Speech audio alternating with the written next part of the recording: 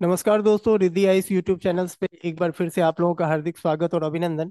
मैं कुमार अमन झा आज फिर से एक नई वीडियो के साथ आपके सामने उपस्थित हूँ। अवार्ड की सीरीज हम लोग चला रहे थे और नए नए वीडियो के साथ में हमने देखा है अलग अलग अवार्ड के बारे में। अलग अलग वीडियो में हमने वीडियो आपके सामने रखा है। और जो पहले अवार्ड का डिस्कस हमने किया था वो था भारत रत्न अवार्ड, उसके बारे में हमने वीडियो डाला है। इसके बाद जो नेक्स्ट अवार्ड है वो पद्मा अवार्ड है, पद्म विभूषण, पद्मश्री या फिर पद्म भूषण अवार्ड, जिसके बारे में वीडियो हमने अपलोड किया है। फिर उसके बाद ज्ञानपीठ पुरस्कार जो है उससे संबंधित वीडियो हमने अपलोड किया है। और फिर आगे जो है व्यास सम्मान और सरस्वती सम्मान के बारे में वीडियो हमने अपलोड किया है। आज जो नेक्स्ट सम्मान की जिसकी हम बात कर रहे हैं वो है आपका दादा साहब फाल्के अवार्ड। जैसा कि नाम से ही पता है कि सिनेमा के क्षेत्र में किसी व्यक्ति विशेष का या किसी कलाकार के उत्कृष्ट योगदान या सर्वोच्च योगदान के लिए ये पुरस्कार दिया जाता है। इसकी स्थापना 1969 में की गई थी। और जो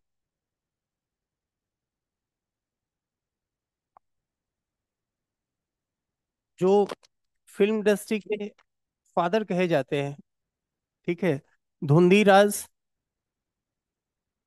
धुंधीराज गोविंद फाल्के, इनके सम्मान में ये अवार्ड जो है दिया जाता है। और इस सम्मान की स्थापना इन्हीं के सम्मान में 1969 में किया गया। ठीक है। इन्हें फादर ऑफ फिल्म इंडस्ट्री भी कहा जाता है। फादर ऑफ फिल्म इंडस्ट्री या grand father of film industry भी कहा जाता है। क्यों? क्योंकि इनका जो योगदान है फिल्म इंडस्ट्री में वो अभूतपूर्व है। ये पहले शख्स हैं जिन्होंने 1913 में फुल लेंथ फिल्म बनाया था जिसका नाम था राजा हरिश्चंद्र। ठीक है। डायरेक्टर थे, प्रोड्यूसर्स थे, स्क्रीन प्ले राइटर्स थे। और अपनी फुल लाइफ में, अपने जीवन काल में इन्होंने 94 फुल फिल्मों का निर्देशन किया या बनाया है। और 27 शॉर्ट्स फिल्म इन्होंने अपने जीवन में बनाया।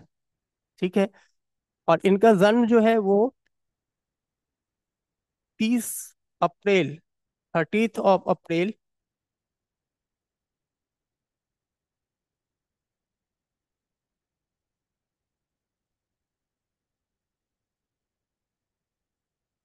30th ऑफ अप्रैल अप्रैल 1870 को त्र्यंबकेश्वर एक जगह है, त्र्यंबकेश्वर, जो वर्तमान में नासिक जिले में पड़ता है, यहाँ पे इनका जन्म हुआ था। और इन्हीं के 100वीं जन्म शताब्दी पे 100 साल के बाद जो है 1969 में इन्हीं के रिस्पेक्ट में, इन्हीं के रिगार्ड में, इन्हीं के ऑनर में भारत सरकार के द्वारा जो है इस पुरस्कार की स्थापना की गई। ठीक है। पहला जो पुरस्कार है 1969 में, वो पुरस्कार दिया गया देविका रानी को। ठीक है। फर्स्ट जो 1969 का जो अवार्ड है, दैट मीन्स कि पहला जो फर्स्ट दादा साहब फाल्के अवार्ड जो है वो किसको दिया गया? वो दिया गया देविका रानी को। ठीक है। देविका रानी अपने जमाने की मशहूर अभिनेत्री थी। और इनके कॉन्ट्रीब्यूशंस के लिए इनको ऑलरेडी पद्मश्री अवार्ड भी दिया जा चुका था। पद्मश्री भी मिला है इनको। और इनको पहला दादा साहब फाल्के पुरस्कार 1969 में दिया गया। ठीक है। अब यहाँ हम लोग क्या देखते हैं कि आगे अलग अलग लोगों को ये पुरस्कार दिया गया। आगे अलग अलग लोगों को अलग अलग ईयर में ये पुरस्कार दिया गया है। ठीक है। अब ये है कि ये पुरस्कार जो दिया जाता है तो इसमें क्या क्या है। तो इसमें तो एक क्या है कि एक शॉल दी जाती है। फिर साथ में एक स्वर्ण कमल, एक, सॉरी, एक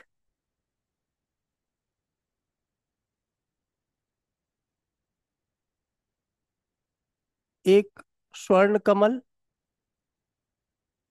स्वर्ण कमल का पदक, और प्लस 10 लाख की राशि। 10 लाख का जो अमाउंट है ये मिलता है किसी व्यक्ति को। ठीक है।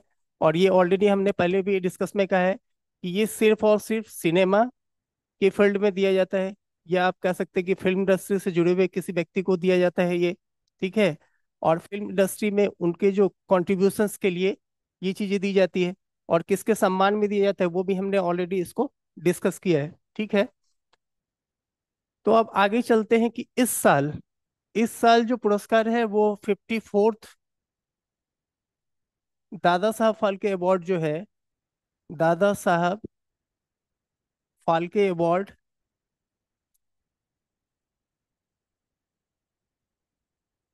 ये 2024 के लिए मिथुन चक्रवर्ती को देने की घोषणा की गई है। मिथुन चक्रवर्ती को दिया गया है। ठीक है। ये 2024 की है। और ये कौन सा है? 54th दादा साहब फाल्के अवार्ड है जो इनको देने की घोषणा हुई है और जो दिया गया है।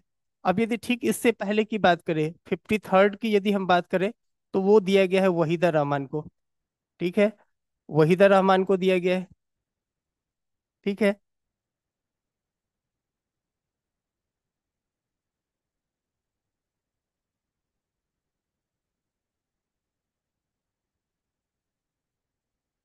ठीक है। इससे पहले यदि हम 2020 की बात करें, 2020 की बात करें, तो वो दिया गया था आशा पारेख को। आशा पारेख को उसके फिल्म के इम्पोर्टेंट योगदान के लिए, या उनके मतलब यूनिक योगदान के लिए, या सिनेमा फील्ड में उनके कॉन्ट्रीब्यूशंस के लिए। एक एक्ट्रेस हैं, काफी फेमस एक्ट्रेस हैं। और ये 60s और 70s की बेस्ट एक्ट्रेस में से एक थी आशा पारेख। उनको उनके फिल्म के कॉन्ट्रीब्यूशंस के लिए या स्पेशलाइजेशंस के लिए उनको दादा साहब फाल्के पुरस्कार दिया गया है। उससे पहले की सॉरी उससे पहले की यदि बात करें तो 2019 में ये दिया गया रजनीकांत को।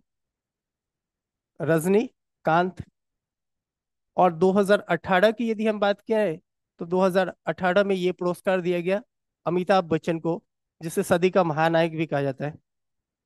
ठीक है। अमिताभ बच्चन को ये पुरस्कार दिया गया। ये तो हो गया पुरस्कारों की लिस्ट। लेकिन हमें बस याद रखना है कॉम्पिटिशन्स के पॉइंट ऑफ व्यू से जो इंपॉर्टेंट है वो हमें 53rd और 54th, सिर्फ ये दो हमें याद रखने हैं कि 53rd किसे दिया गया और 54th जो है किसे दिया गया है। तो मिथुन चक्रवर्ती को 54th दादा साहब फाल्के अवार्ड जो है दिया गया है। राष्ट्रपति के द्वारा दिया जाता है, चूंकि भारत सरकार के द्वारा स्थापित ये पुरस्कार है।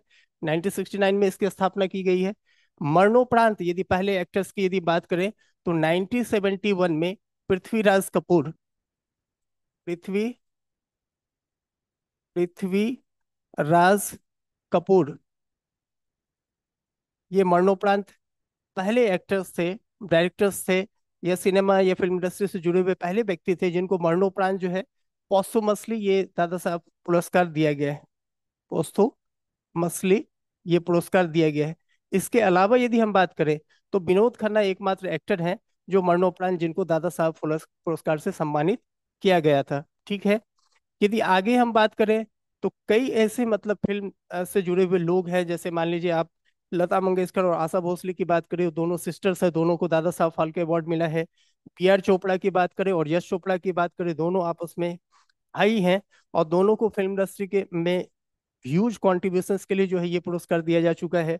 शशि कपूर की बात करें, इंक्लूडिंग राज कपूर की बात करें, दोनों भाइयों को दादा साहब फाल्के पुरस्कार जो है दिया जा चुका है। और आगे हम लोग अवार्ड की अगली सीरीज हम लोग देखेंगे। और आज के लिए इतना ही। धन्यवाद। चैनल यदि पसंद आए तो लाइक कीजिए, सब्सक्राइब कीजिए। Thank you.